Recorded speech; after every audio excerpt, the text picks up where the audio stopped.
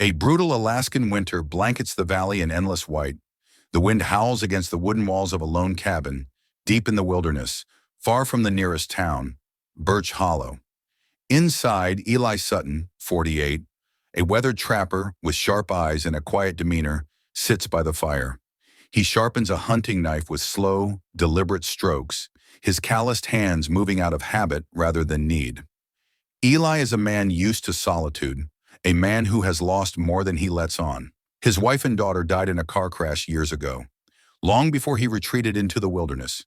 Out here, there are no reminders, no human connections to reopen wounds, just survival.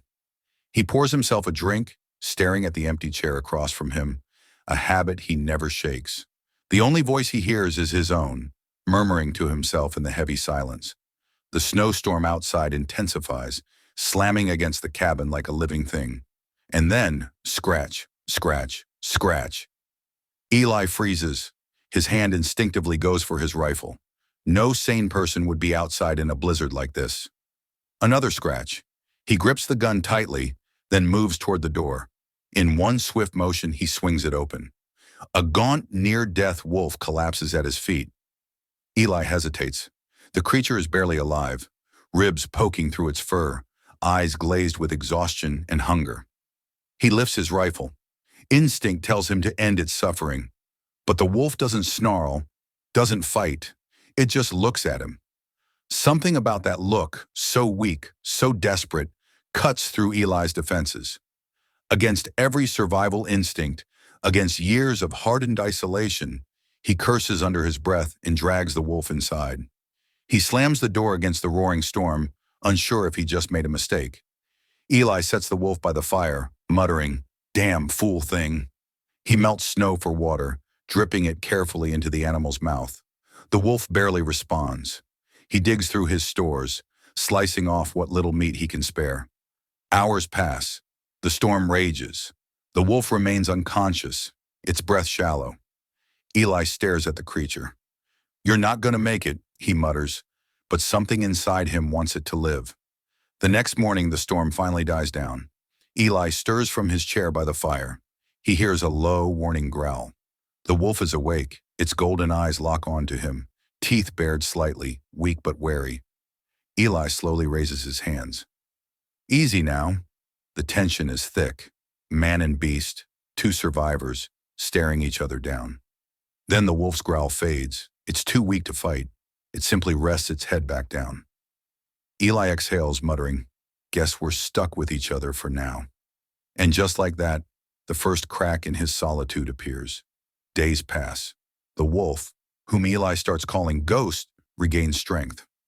At first, it refuses food from Eli's hands, keeping its distance, always watching, but hunger wins out. Eventually, it starts eating what Eli offers. Eli talks to it absent-mindedly. Small grumbles about the cold, about the work ahead. It feels strange talking to someone again. Ghost never responds, of course, but it listens. One evening while checking his traps, Eli notices wolf tracks in the snow and blood. He follows the trail and stumbles upon a grisly scene, an entire pack of wolves slaughtered. Ghost's pack. The bodies are skinned, their fur taken, the work of poachers. Eli clenches his jaw, gripping his rifle tightly. He has never cared much about what happens in the wild, but this feels different.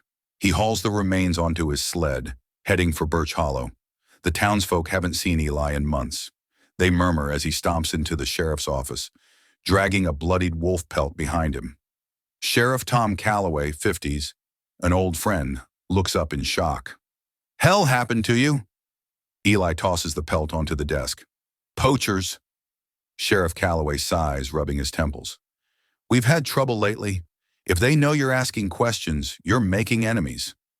Eli doesn't care. He demands answers. Maggie Greaves, 30s, a wildlife researcher, overhears. She's been fighting for wolf conservation in the area. "I need your help," she tells Eli. "If we find them, we can stop them for good." Eli scoffs. "Ain't my fight." But deep down, he knows it already is. That night, back at his cabin, Eli steps outside. A gunshot rings out. The bullet barely misses him, splintering the wood beside his head. The poachers know.